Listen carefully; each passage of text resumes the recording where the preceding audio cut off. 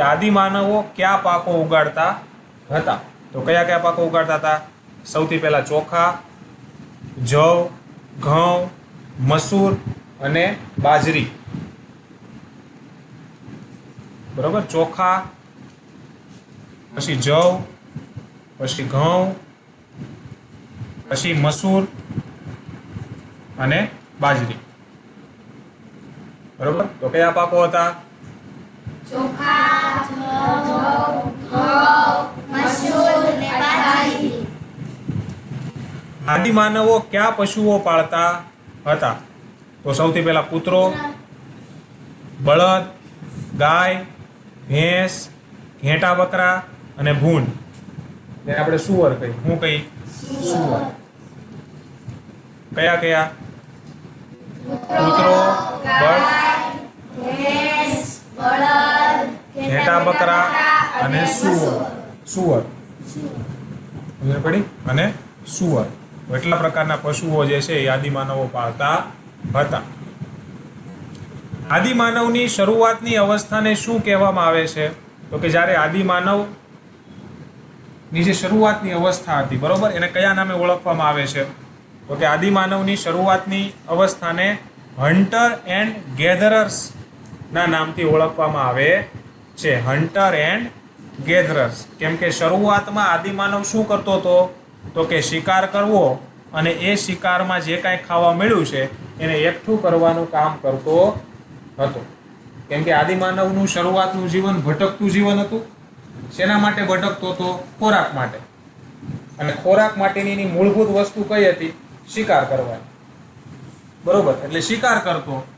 બરોબર, અને બીજું કામ શું કરતો? તો કે જે કાંઈ ખાવા મળે એને એકઠું કરવાનું કામ કરતો. એટલે આદિમાનવની શરૂઆતની અવસ્થાને હન્ટર એન્ડ ગેધરર્સ એટલે કે શિકાર કરવો અને એકઠું કરવું કહેવામાં આવે છે. આદિમાનવ એક જગ્યાએથી બીજી જગ્યાએ શા માટે ભટકતો રહેતો હતો? આદિમાનવ એક જગ્યાએથી બીજી જગ્યાએ ભટકતો હતો. શું કામ? કયા કારણે ભટકતો હતો? તો કે ખોરાકની શોધમાં ભટકતો હતો. શરૂઆતમાં આદિમાનવ ભટકતું જીવન જીવતો કે નહીં? તો શેના માટે ભટકતો? શું મેળવવા માટે ભટકતો? ખોરાક મેળવવા માટે. પછીનો સવાલ, ભારતમાં આદિમાનવના વસવાટના સ્થળો કોણે શોધી કાઢ્યા હતા? ભારતમાં જે આદિમાનવ જે જગ્યાએ રહેતો હતો પહેલા, એ સ્થળો આજે કોણે કોણે શોધી કાઢ્યા? તો કે પુરાતત્વ શાસ્ત્રીઓ, નૂરવંશ શાસ્ત્રીઓ અને ઇતિહાસકારોએ શોધી કાઢ્યા છે. કેમ કે આ લોકોનું જ કામ છે ને. બરોબર, જે જૂના ઇતિહાસના જે કાંઈ સ્થળો જે છે એ શોધવાનું કામ કોણ કરે? પુરાતત્વ શાસ્ત્રીઓ, નૂરવંશ શાસ્ત્રીઓ અને ઇતિહાસકારો. એનું કામ છે.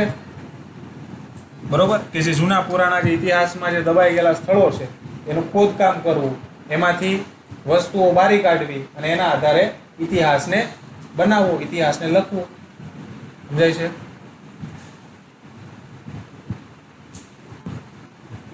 પછી આદિમાનવો કેવા હથિયારો અને ઓજારોનો ઉપયોગ કરતા હતા? આદિમાનવો કેવા હથિયારો અને ઓજારો વાપરતા હતા? તો કે કયા કયા ઓજારો વાપરતા હતા? તો કે પથ્થરના, લાકડાના અને હાડકાના. જો આ છે હાડકાનું બનેલું છે, આ પથ્થરનું બનેલું છે. બરોબર, અને આ જો અહીં હાથો છે એનો છે લાકડાનો. આ છે લાકડાનો. બરોબર, આદિમાનવો કેવા હથિયારો અને ઓજારોનો ઉપયોગ કરતા હતા? પથ્થર, લાકડું અને હાડકા. આદિમાનવોના શરૂઆતના સમયને પાષાણ યુગ શા માટે કહેવામાં આવે છે? કેમ પાષાણ યુગ કહેવાય છે આદિમાનવોના શરૂઆતના સમયને? ઓકે, તેઓ પથ્થરની ટેકનોલોજી સાથે સંકળાયેલા હતા. એટલે શું કામ? કારણ કે એ મોટે ભાગે કેવી વસ્તુઓનો ઉપયોગ કરતા હતા? પથ્થરોની વસ્તુઓની. બરોબર, પથ્થર સાથે સંકળાયેલી જે કઈ વસ્તુઓ હતી, એટલે કે પથ્થરના જે સાધનો હતા, પથ્થરના જે હથિયારો હતા, પથ્થરના જે ઓજારો હતા, એનો સૌથી વધુ ઉપયોગ કરતા હતા. બરોબર, અને ઈ શેનેથી બનેલી? પથ્થરની ટેકનોલોજી. માટે આદિમાનવોના શરૂઆતના સમયને પાષાણ યુગ કહેવામાં આવે છે. બરોબર, તો તમારે જવાબ શું લખવાનો? તો કે આદિમાનવોનો જે શરૂઆતનો સમય હતો એ પથ્થરની ટેકનોલોજી સાથે સંકળાયેલો હોવાથી આદિમાનવોના શરૂઆતના સમયને પાષાણ યુગ કહેવામાં આવે છે. સમજાય છે? કેમ કે મોટે ભાગે એ સમયે જે કાંઈ ઓજારો ને હથિયારો બનતા એ શેમાંથી બનતા? પથ્થરોમાંથી. સમજાય છે? પછી પાષાણ યુગીન હથિયારોનો ઉપયોગ કેવી રીતે કરવામાં આવતો હતો? જે પાષાણ યુગીન એટલે પાષાણ યુગ ના જે હથિયારો હતા એ હથિયારોનો ઉપયોગ કેવી રીતે કરવામાં આવતો? એટલે કે હથિયારોનો ઉપયોગ શેમાં કરવામાં આવતો? શું શું કરવા માટે એ હથિયારોનો ઉપયોગ થતો પાષાણ યુગના જે કાંઈ હથિયારો હતા? પાષાણ યુગ એટલે કયો યુગ? જે યુગમાં જે સમયમાં આદિમાનવો રહેતા એ યુગને કહેવાય. બરોબર? તો હથિયારોનો ઉપયોગ શા માટે થતો? તો કે વનસ્પતિને કાપવા અને પ્રાણીઓને ચીરીને તેમની ચામડી કાઢવા માટે થતો હતો. બરોબર? પાષાણ યુગીન હથિયારોનો ઉપયોગ શેના માટે થતો? તો કે વનસ્પતિને કાપવા અને પ્રાણીને ચીરી અને તેની ચામડી કાઢવા માટે થતો હતો. સમજાય છે? ખબર પડે છે ને? પછી આદિમાનવો કેવા સ્થળોએ રહેવાનું પસંદ કરતા હતા? આદિમાનવો કેવા સ્થળોએ રહેવાનું પસંદ કરતા? તો કે જ્યાં તમને પથ્થર મળી રહે, જ્યાં લાકડું મળી રહે, જ્યાં પાણી અને પ્રાણી મળી રહે તેવા સ્થળોએ રહેવાનું પસંદ કરતા હતા. કેમ કે આદિમાનવોને શું જોઈ? રહેવા જોઈ અને ખાવા જોઈ. બરોબર? અને એની માટે મહત્વપૂર્ણ શું છે? તો કે પ્રાણી હોય તો ખાવાનું કામ થઈ જાય, લાકડું અને પથ્થર હોય તો ઓજારો બનાવવાનું કામ થઈ જાય, અને પાણી હોય તો પીવાનું કામ થઈ જાય. ખ્યાલ પડે છે? માટે જ્યાં આ ચાર વસ્તુમાં હોય ત્યાં મોટે ભાગે આદિમાનવો રહેવાનું પસંદ કરતા હતા. ભીમબેટકાની ગુફાઓમાં કેવા અને કેટલા ચિત્રો મળી આવ્યા છે? હવે ભીમબેટકાની ગુફાઓમાં કેવા અને કેટલા ચિત્રો મળી આવ્યા છે? તો કે ભીમબેટકાની જે ગુફા છે એમાં જો આ પ્રશ્ન જો આમાં બે પ્રશ્ન પૂછ્યા છે, એક આ અને એક આ. બરોબર? કેવા ચિત્રો? તો કે જો આ ભીમબેટકાની ગુફાઓમાં આ પ્રકારના ચિત્રો દોરેલા છે. જો આમાં તમને દેખાય છે? પક્ષી દેખાય છે, પશુઓ દેખાય છે, પછી હથિયારો દેખાય છે જો હાથમાં લીધેલા. બરોબર? પછી માનવો દેખાય છે. ખ્યાલ પડે? તો ગુફાઓમાં કેવા કેવા ચિત્રો દોરેલા છે? તો પશુઓના ચિત્રો છે, પછી માનવોના ચિત્રો છે, પછી પક્ષીઓના ચિત્ર છે, પછી હથિયારોના ચિત્ર છે કે નથી? દેખાય છે? બરોબર? તો આવા પ્રકારના જે ચિત્રો છે મળી આવેલા છે. અને કેટલા આવા ચિત્રો મળ્યા છે? ટોટલ 500 ચિત્રો મળ્યા છે. કેટલા? 500. તો પહેલો સવાલ હતો એનો જવાબ આ, અને બીજા સવાલનો જવાબ આ. ભીમબેટકાની ગુફાઓમાં કેવા ચિત્રો મળ્યા? તો કે પશુઓ, માનવો, પક્ષીઓ અને હથિયારોના ચિત્રો મળી આવેલા છે.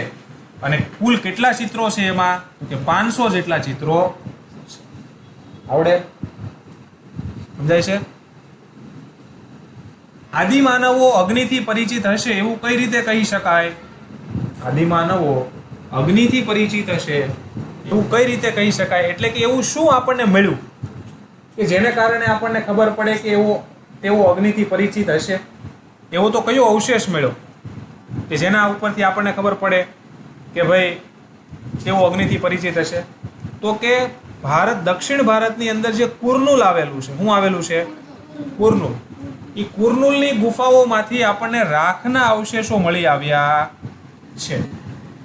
બરોબર? તો દક્ષિણ ભારતમાં આવેલી કુર્નુલની ગુફાઓમાંથી જે રાખના અવશેષો મળી આવ્યા છે તેના પરથી કહી શકાય કે આદિમાનવો અગ્નિથી પરિચિત હતા. સમજાય છે? અગ્નિથી પરિચિત હતા. આવડે લગતા? બરોબર? આ દક્ષિણ ભારત કહેવાય કે ન કહેવાય? એમાં એક કુર્નુલની ગુફા આવેલી છે આંધ્રપ્રદેશમાં, અને આંધ્રપ્રદેશની કુર્નુલની ગુફાઓમાંથી રાખના અવશેષો મળ્યા, એટલે કહી શકાય કે તેઓ અગ્નિથી પરિચિત હતા અથવા તો અગ્નિને જાણતા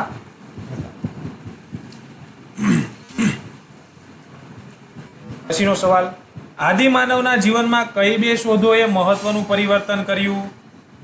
તો તમને આવડતું છે. આદિમાનવના જીવનમાં કઈ બે શોધોએ મહત્વનું પરિવર્તન કર્યું? તો સૌથી પહેલી છે અગ્નિ અને બીજું છે ચક્ર અથવા પૈડું. એક અગ્નિ અને બીજું ચક્ર અથવા પૈડું.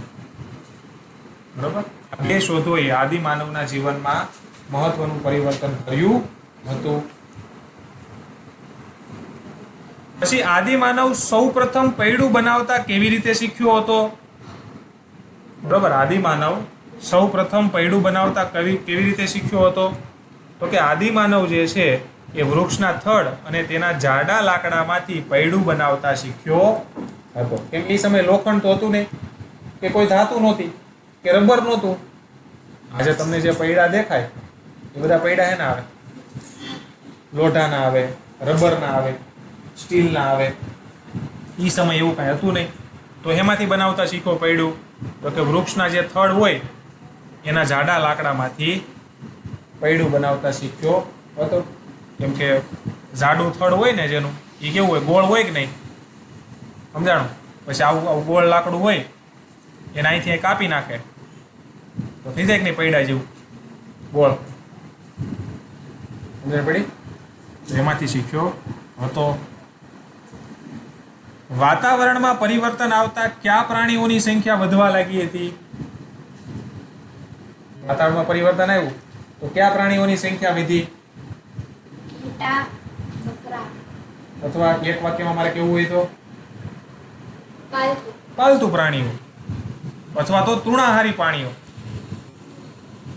બરોબર, તો વાતાવરણમાં પરિવર્તન આવતા ઘેટા, બકરા અને હરણ જેવા પ્રાણીઓની સંખ્યા વધવા લાગી હતી. અથવા તો ઘેટા, બકરા અને હરણ જેવા તૃણાહારી પ્રાણીઓની સંખ્યા વધવા લાગી હતી. તૃણાહારી એટલે શું થાય? તો ઘાસ ને એવું ખાતા હોય ને એવા પ્રાણીઓને તૃણાહારી કહેવાય. શાકભાજી અને ઘાસ ખાતા હોય એટલે કે માંસ મચ્છી ન ખાતા હોય એવા પ્રાણીઓને શું કહેવાય? તૃણાહારી કહેવાય. આવડે લખતા? ગુફાવાસી જીવન પછી આદિમાનવ કેવા મકાનોમાં રહેતો હતો અને શા માટે?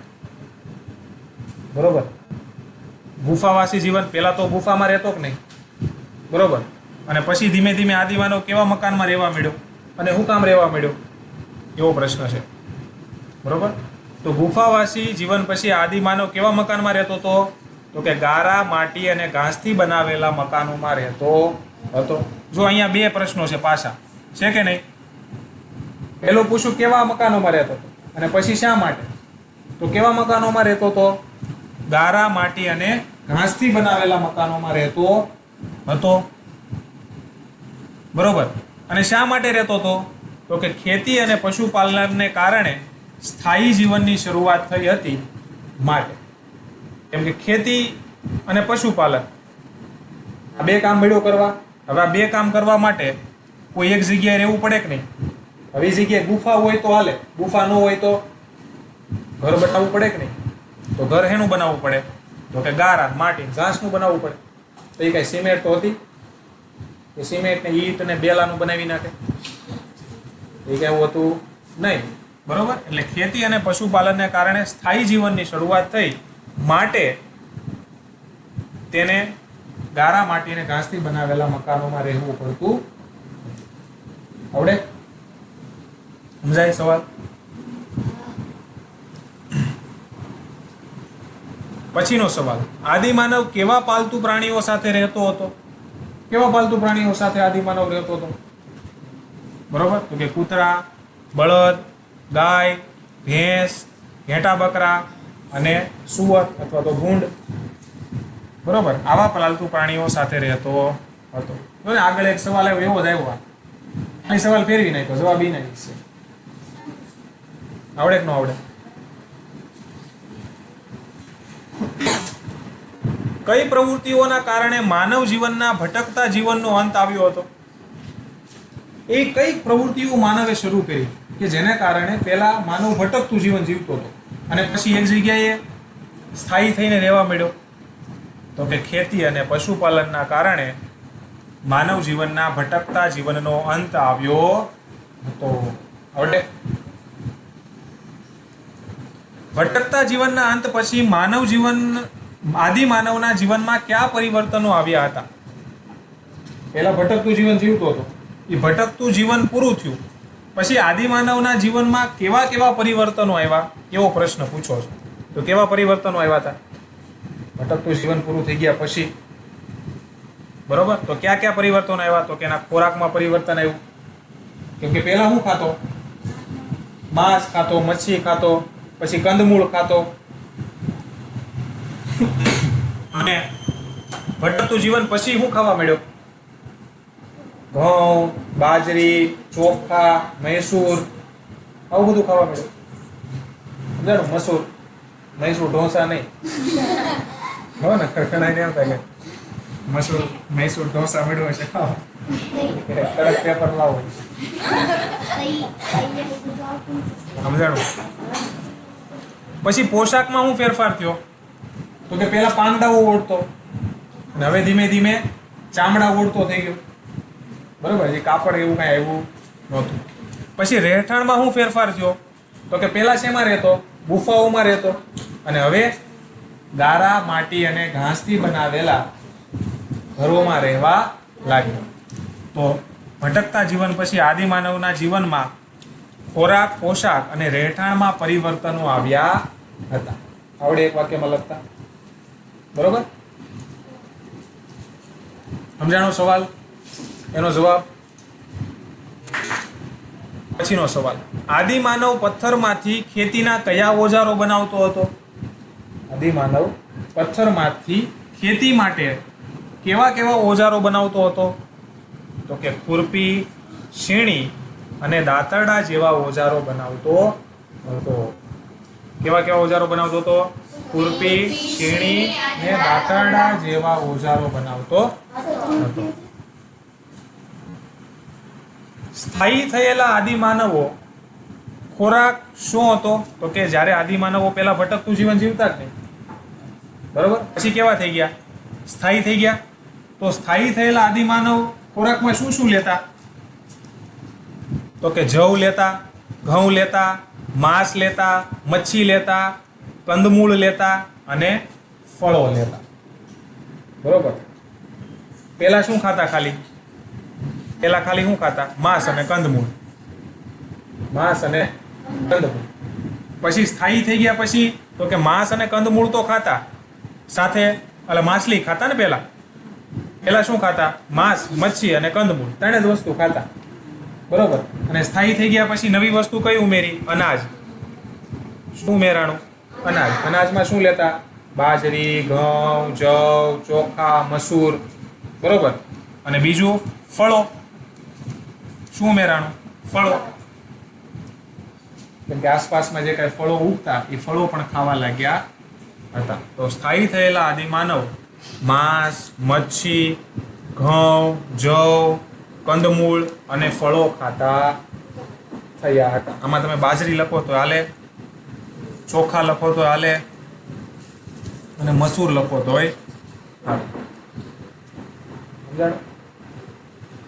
જો ઘઉં અને જવ છે ને બે એક સમાન, એક જેવા જ લાગે, પણ આપણે ખબર ઓટ્સ આવે, ઓટ્સ ખાઈ. ઓટ્સ કોઈ ખાધું છે? બેકરીમાં મળે ઓટ્સની પડી ગઈ, એને પાણીમાં નાખીને ઉકાળ નાખવાનો, મસ્ત ઓટ્સ બની જાય ખાટા મીઠા. એ જે ઓટ્સ હોય ને એ આમાંથી બને, જવમાંથી. સમજાણું? પછી પુરાતત્વ શાસ્ત્રીઓએ આદિમાનવની વસાહતોના કયા કયા સ્થળો શોધ્યા હતા? કેમ કે સ્થળો શોધવાનું કામ કોનું છે? પુરાતત્વ શાસ્ત્રીઓનું. ખોદી સ્થળો શોધે. બરોબર, તો કયા કયા આદિમાનવોના સ્થળો શોધ્યા હતા? તો કે એમાં લાગણજ ક્યાં આવ્યું? લાગણજ ક્યાં આવ્યું? ગુજરાતમાં. જો અહીંયા છે. પછી મહેરગઢ ક્યાં આવ્યું? પાકિસ્તાનમાં. પછી બુર્જહોમ ક્યાં આવ્યું? જમ્મુ કાશ્મીરમાં છે. પછી ભીમબેટકા ક્યાં આવ્યું? મધ્યપ્રદેશમાં છે. પછી ગુફાકાલ ક્યાં આવ્યું? ગુફાકાલ ક્યાં આવ્યું? એ આવ્યું જમ્મુ કાશ્મીરમાં. ગુફાકાલ દુરંગી શેકી નાખો અને ત્યાં ઇનામ ગામ લખી નાખો. હું લખી નાખો? ઇનામ ગામ.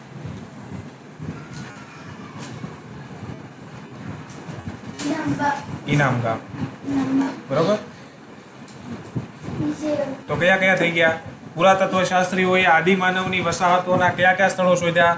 તો કે લાગણજ, મહેરગઢ, બુર્જહોમ, ભીમબેટકા, ગુફાકાલ અને ઇનામ ગામ. ઇનામ ગામ ક્યાં આવ્યું? મહારાષ્ટ્રમાં.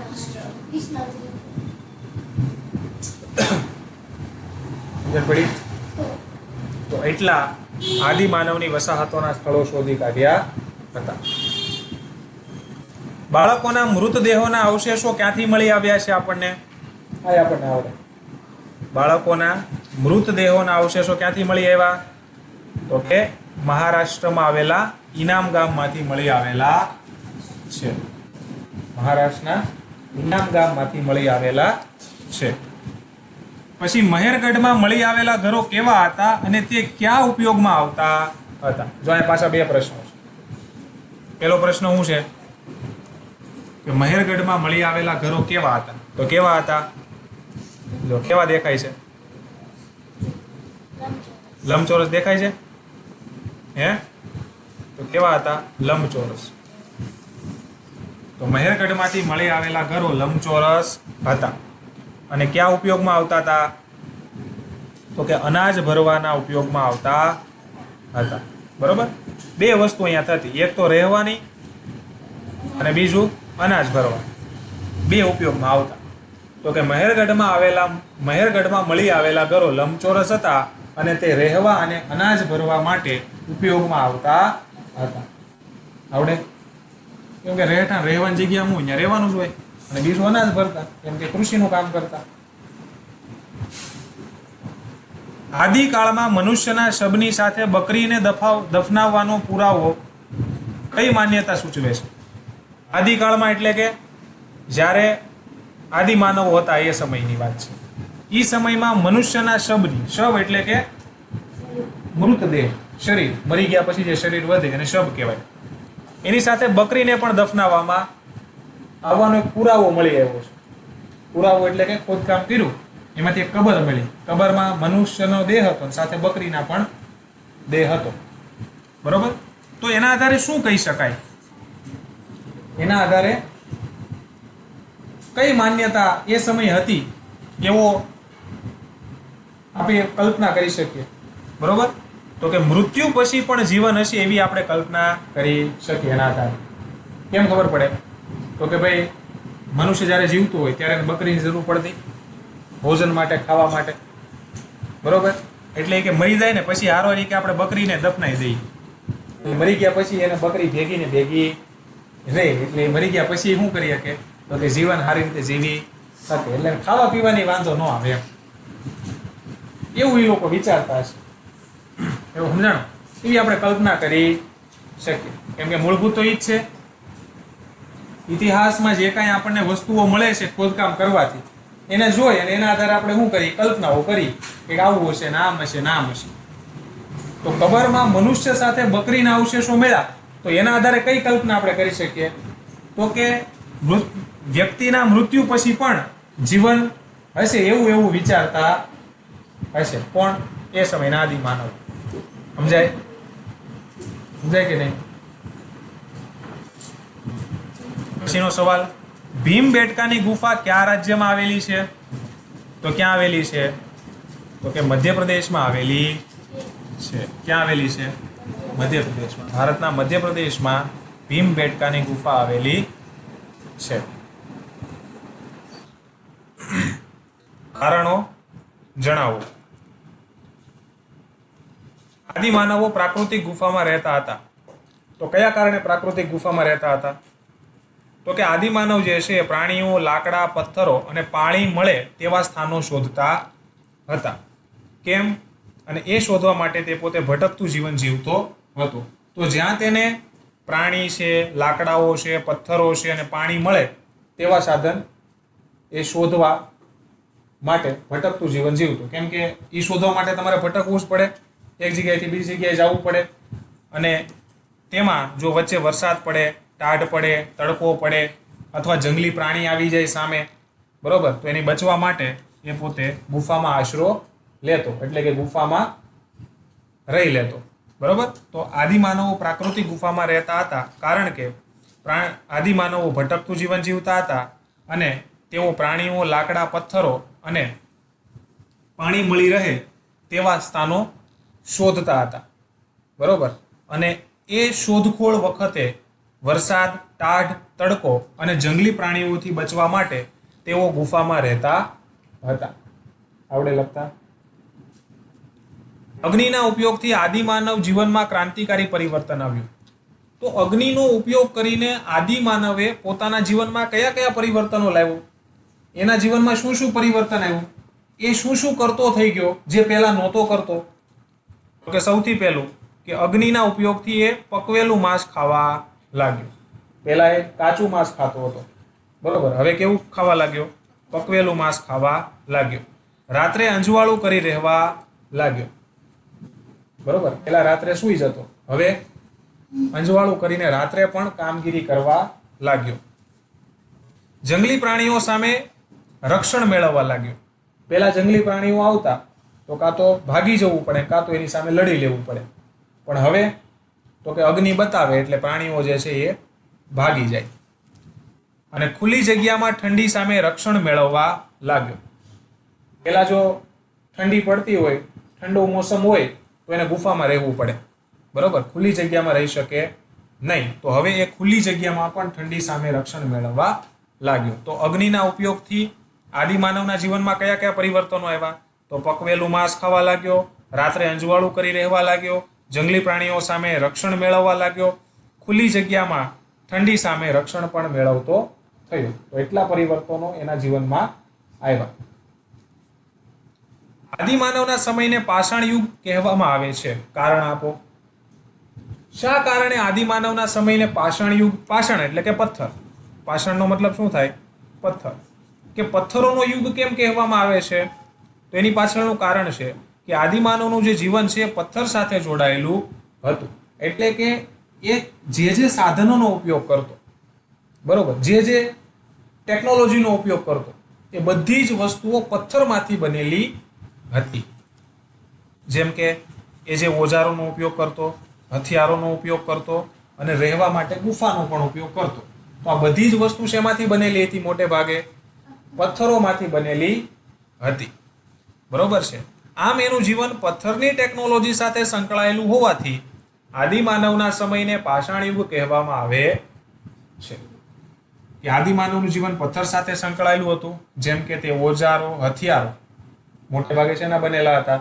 પથ્થરોના, બરોબર છે. અને એ જેમાં રહેતો એ ગુફાઓ પણ શેની બનેલી હતી? પથ્થરોની. આમ તેનું જીવન પથ્થરની ટેકનોલોજી સાથે સંકળાયેલું હોવાથી તેના સમયને આપણે પાષાણ યુગ એટલે કે પથ્થરનો યુગ કહે છે. ખબર પડી કયા કારણે એને પાષાણ યુગ કહેવાય છે? તેના સમયને. પ્રશ્નોના ટૂંકમાં ઉત્તર લખો.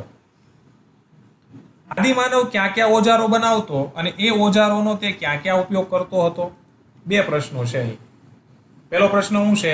આદિમાનવ ક્યાં ક્યાં ઓજારોનો ઉપયોગ કરતો હતો? તો કે આદિમાનવ પથ્થરોના ઓજારો, લાકડાના ઓજારો અને હાડકાના ઓજારોનો ઉપયોગ કરતો હતો. શેના? પથ્થરના, લાકડાના અને હાડકાના ઓજારોનો ઉપયોગ કરતો હતો. એમાં પથ્થરમાંથી જે ખુરપી બનતી, શીણી બનતી તેમજ દાંતરડા જે બનતા એનો પણ ઉપયોગ કરતો. એટલે કે પથ્થરમાંથી ખુરપી, શીણી અને દાંતરડા બનાવતો અને તેનો પણ ઉપયોગ કરતો. હવે આ જે ઓજારો જે છે પથ્થરના, લાકડાના, હાડકાના, પછી પથ્થરમાંથી જે ખુરપી બની, શીણી બની, દાંતરડું બન્યું, બરોબર, એનો ઉપયોગ ક્યાં કરતો? એનો આપણે જવાબ આપવાનો છે.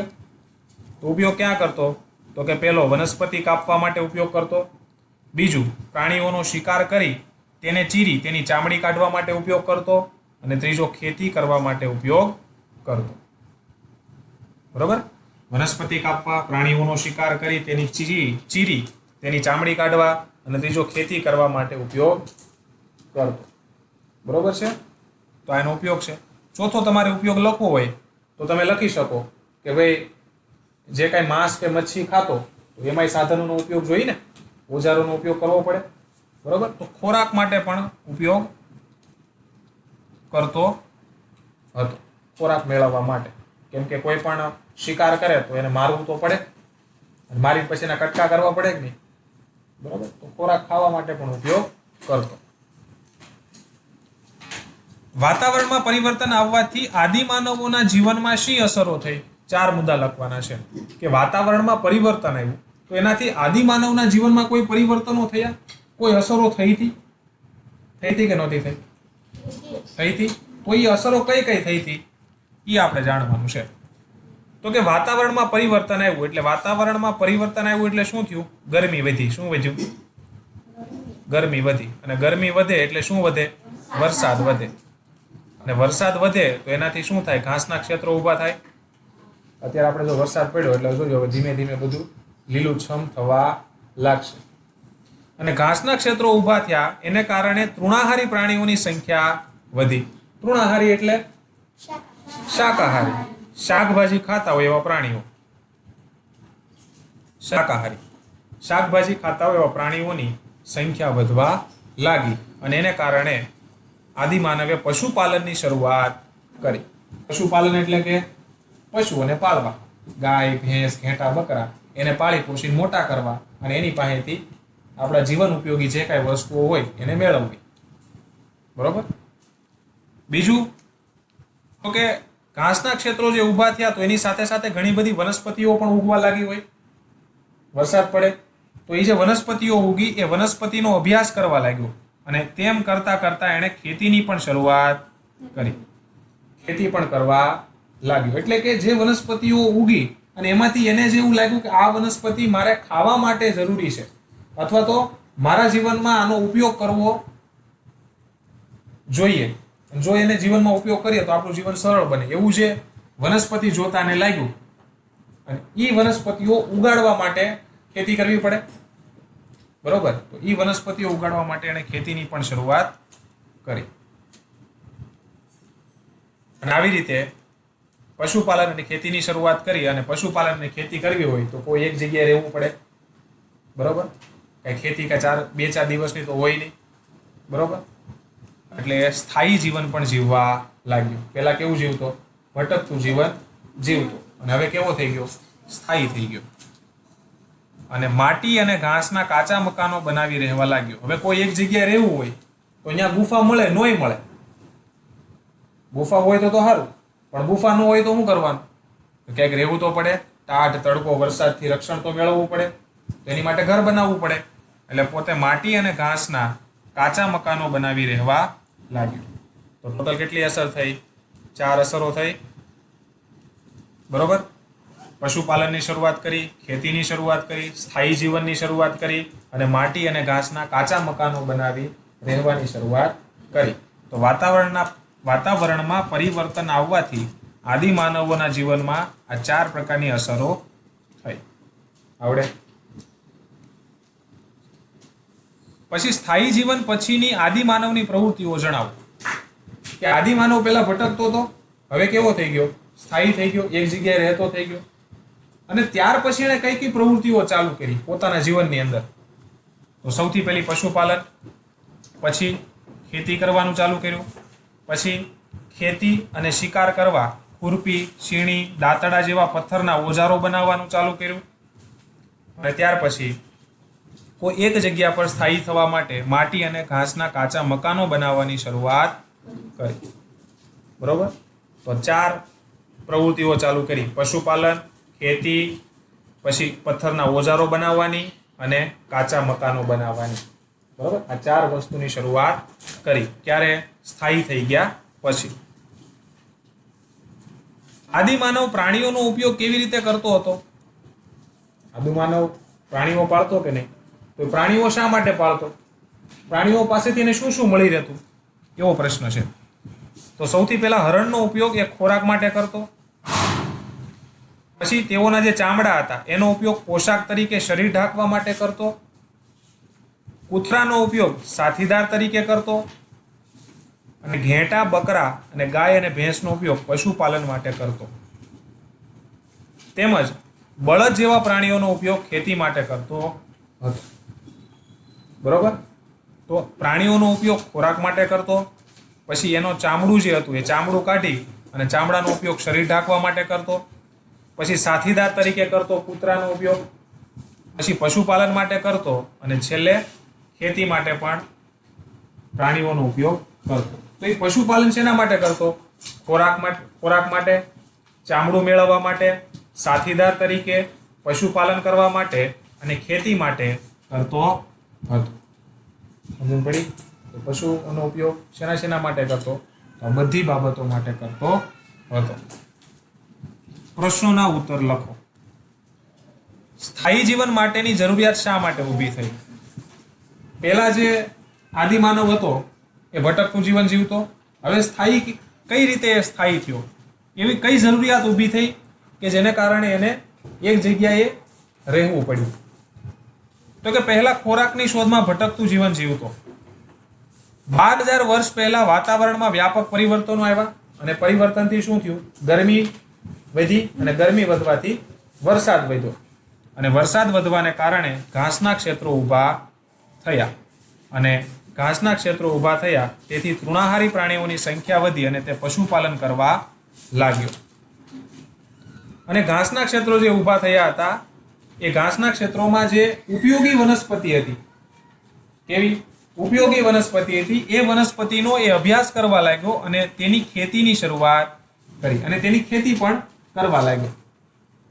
બરોબર? એને ઘઉં, જવ એ વનસ્પતિ એને મળી છે, એમાંથી એને દાણા મળ્યા, એને ખાધા. આ તો કામની વસ્તુ છે. એટલે પછી એ દાણા કાઢી અને એની ખેતી શરૂ કરી. બરોબર? કે ભાઈ આ વસ્તુને આપણે શોધવા ક્યાંય જવું પડે નહીં, અહીંયા સામે ઉગાડો અને ખાઓ. સમજાણું કે નહીં? પેલા શું કરતો? વનસ્પતિ ગોતતો, પણ હવે એને ખબર પડી ગઈ કે આ વનસ્પતિ તો આપણે અહીંયા ઉગાડવી હોય તો ઉગે. કઈ રીતે? તો કે દાણો નાખીને એને દાટી દેવાનું, પછી એને તમે પાણી ટાઈમ ટુ ટાઈમ પાયા કરો એટલે એની વસ્તુ અહીં સામે ઉગે, આપણે ગોતવી પડે નહીં. એવી એને ખબર પડી ગઈ. સમજાણું? એટલે એને ખેતીની શરૂઆત કરી. અને જ્યાં ખેતી થતી હોય તે સ્થાનને છોડવું શક્ય હતું નહીં.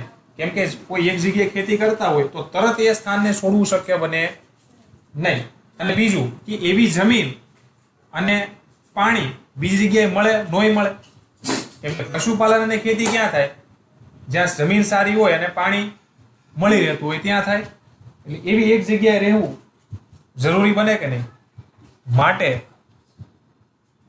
બરોબર, માટે તે ત્યાં જ રહેવા લાગ્યો અને માટી અને ઘાસના કાચા મકાનો બનાવવા લાગ્યો. આમ ખેતી અને પશુપાલનને કારણે તેણે સ્થાયી જીવનની શરૂઆત કરી. બરોબર? ખેતી અને પશુપાલન વધ્યું એને કારણે એને ત્યાં જ રહેવાની ફરજ પડી અને ત્યાં રહેવા માટે એણે કાચા મકાનો પણ બનાવવા લાગ્યો અને કાચા મકાનોમાં રહેવા લાગ્યો. તો મેન જે બાબત છે, સ્થાયી જીવન માટેની જરૂરિયાત ઊભી થઈ, તો એને પાછળના બે જ મોટા કારણો છે. પહેલું કારણ શું છે? ખેતી. અને બીજું કારણ શું છે? પશુપાલન. આવડે આખો જવાબ લખતા? બરોબર?